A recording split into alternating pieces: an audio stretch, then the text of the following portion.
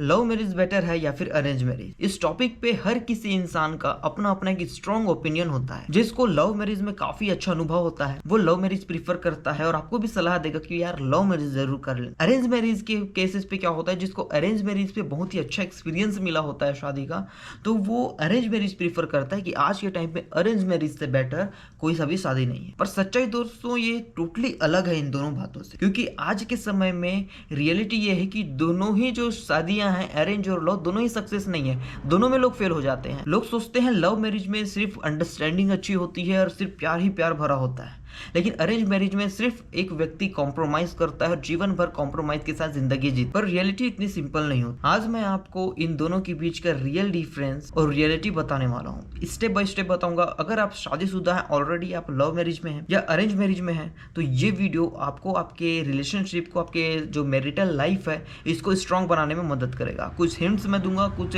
तरीके मैं बताऊंगा जिससे आप स्ट्रांग अपने लाइफ को बना सकते हैं। और अगर आप शादी करने वाले हैं तो ये वीडियो आपके लिए डिसीजन मेकर वीडियो होने वाला है कि आप इसमें बेहतर डिसीजन ले सकते हैं कि आपको लव मैरिज करना चाहिए या फिर अरेंज मैरिज करना चाहिए। चलिए दोनों के डिफरेंस को हम शुरुआत करें। सबसे पहले हम लव मैरिज की बात करें। लव मैरिज में शुरुआत में सब चीजें परफेक्ट, लंबी लंबी बातें होती है, केयरिंग होते हैं, अच्छी अंडरस्टैंडिंग होती है। और आप देख सकते हैं कि पहले शादी से पहले जैसे वो रहा करते थे अक्सर वैसे ही रहने का वो कोशिश करते हैं, यानी कि जो रूटीन होती है उनकी वो चेंज नहीं होती। ये सारी चीज़ें ऑलरेडी शादी के बाद भी उनके जीवन में चलती रहती है। पर प्रॉब्लम कब स्टार्ट होती है? जब एक्सपेक्टेशंस बढ़ जाती है। एक्सपेक्टेशंस बढ़ जाने का मतलब अक्सर शादी के बाद जो देखिए कुंवारे जो ज़िंदगी में जो लाइफ होती है लड़कों की और लड़कियों की, इसमें क्या होता है, जिम्मेदारियां नहीं होती, पारिवारिक जिम्मेदारी नहीं होती, जिसकी वजह से वो एक दूसरे को काफ़ी ज़्यादा समय देते हैं, घूमने जाते हैं, केयरिंग करते हैं, अंडरस्टैंडिंग जैसी भी चीज़ें होती है, ठीक। बट शादी के बाद कई सारे पारिवारिक जो जिम्मेदारियाँ आ जाती है, इसके बाद धीरे धीरे जो एक्सपेक्टेशंस होती हैं जो वो शादी के बाद की लगाते हैं अपने हस्बैंड से वाइफ से, वो धीरे धीरे कम हो जाते हैं।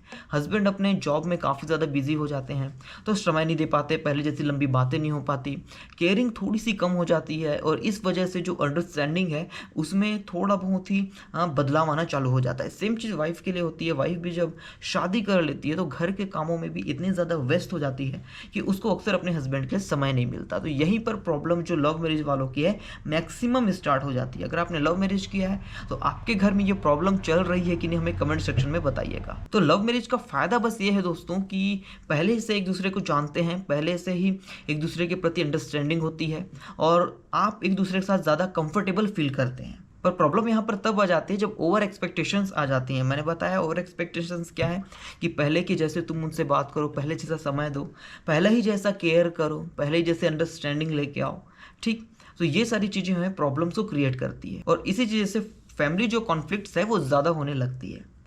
तो ये तो हो गया लव मैरिज की बात। अब चलते हैं अरेंज मैरिज की तरफ। अरेंज मैरिज में शुरुआत में थोड़ा सा हिचकिचाहट होता है रिलेशनशिप में, क्योंकि देखो दोनों अननोन होते हैं, अनजाने पर्सन होते हैं जो फैमिली के ज़रिए मिलते हैं और एक शादी के बंधन में बन जाते हैं। तो थोड़ा सा जो ये है ना अटपटा सा लगने लगता है जब दो दंपत्ति, दो हस्बैंड वाइफ एक साथ रहते हैं एक दूसरे के साथ में और नए नए होते हैं, एक दूसरे को अच्छे से जानते नहीं हैं। पर इसमें क्या होता है ना, धीरे धीरे इन दोनों के प्रति ना बॉन्ड बनना चालू हो जाता है।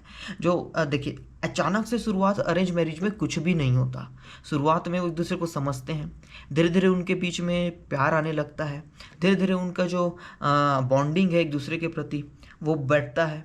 साथ साथ जो मेंटली जो उनका जो सोचने का तरीका है, फिजिकली एक दूसरे के साथ कनेक्ट होने का तरीका, सारी चीज़ें दोस्तों वो स्टेप बाय स्टेप होती है।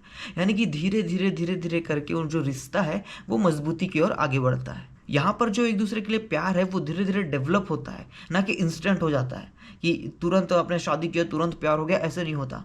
एक दूसरे के साथ धीरे धीरे समय बिताते हुए वो अपने रिश्ते को मजबूत करते जाते हैं। देखिए अरेंज मैरिज का बेनिफिट क्या है, फैमिली सपोर्ट काफ़ी ज़्यादा स्ट्रांग होता है क्योंकि फैमिली ने ही ये रिश्तों को जोड़ा हुआ है। तो आगे चल के कुछ भी मुसीबतें आती है तो फैमिली आपके पीछे खड़ी रहेगी। दूसरी चीज़ें एक्सपेक्टेशंस जो होती हैं वो कंट्रोल में रहती हैं। जो पहले जैसे जो एक्सपेक्टेशंस हमने लव मैरिज में बात की उस तरीके का एक्सपेक्टेशन अपने हस्बैंड या अपने वाइफ से शुरुआती तौर पर अरेंज मैरिज के समय ये सारी चीज़ें नहीं होती। तो ये तो कुछ पॉजिटिव बातें हो गई, बट यहाँ पर कुछ नेगेटिव बातें भी हैं। एक दूसरे को समझने में, एक दूसरे के बारे में जानने में, एक दूसरे के बारे में अच्छी बुरी बातें, हर एक चीज़ों के बारे में समझने में ना देरी लगता है।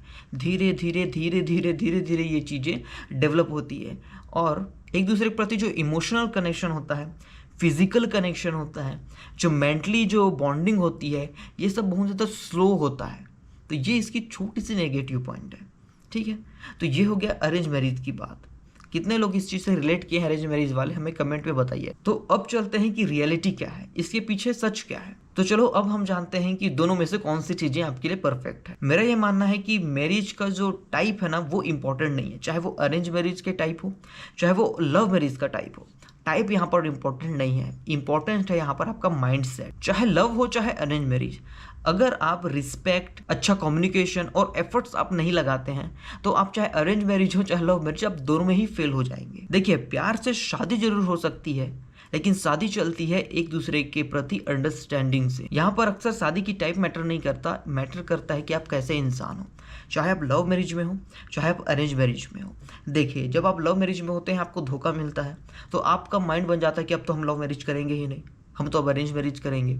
ठीक, अरेंज मैरिज वाले क्या करते हैं, वो लोग सोचते हैं काश हमने लव मैरिज किया होता। अगर आपने पहले प्यार में धोखा खाया तो ये गारंटी नहीं है कि अरेंज मैरिज में जो लड़की मिली है उसने किसी को धोखा नहीं दिया होगा, या फिर वो लड़का किसी के साथ रिलेशनशिप में नहीं रहा होगा। क्या इस बात की गारंटी है? नहीं है। तो यहाँ पर जो डिपेंड जो करता है दोस्तों, वो अच्छी अंडरस्टैंडिंग एक दूसरे के प्रति डिपेंड करता है। वो इंसान कैसा है वो डिपेंड करता है। रिश्ते जब चलते हैं ना तो मजबूती बनाने के लिए आपका जो भरोसा है, जो एक दूसरे के प्रति जो आप विश्वास लेके चलते हैं, वो ज़्यादा आपके जो नींव है, रिश्ते की नींव को मजबूत करता है। अरेंज मैरिज में भी काफ़ी रिश्ते सक्सेस हैं, लव मैरिज में भी सक्सेस है, और देखा जाए तो दोनों में ही जो रिश्ते हैं वो जो काफ़ी ज़्यादा डिस्टर्ब चल रहे हैं। तो यहाँ पर आपको कुछ बातों का ध्यान रखना है कि पहली चीज़ें ओवर एक्सपेक्टेशंस ना करें, अपने वाइफ से भी ना करें, अपने हस्बैंड से भी ना करें।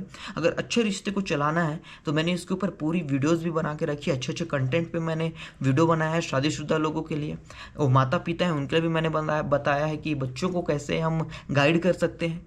पूरी वीडियो आप चैनल में देख सकते हैं। और ये वीडियो आपको कैसे लगती है हमें कमेंट सेक्शन में बताइएगा। अगला टॉपिक आप क्या सुनना चाहते हैं वो आप हमें कमेंट के द्वारा बता सकते हैं। Thank you so much.